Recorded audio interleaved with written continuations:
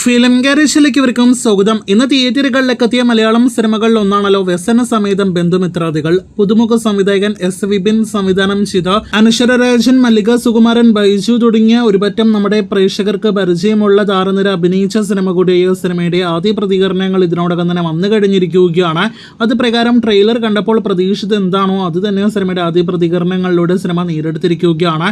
ചിത്രത്തിന് നല്ല അഭിപ്രായങ്ങൾ ലഭ്യമായിരിക്കുകയാണ്. കുടുംബത്തോടൊപ്പം ഈ മഴക്കാലത്ത് തിയേറ്ററുകളിൽ പോയി കണ്ടിരിക്കാവുന്ന ഒരു ഫാമിലി കോമഡി ഡ്രാമ സിനിമയായിട്ടാണ് പ്രേക്ഷകർ ഇതിനോടകം തന്നെ സിനിമയെ വിലയിരുത്തുന്നത്.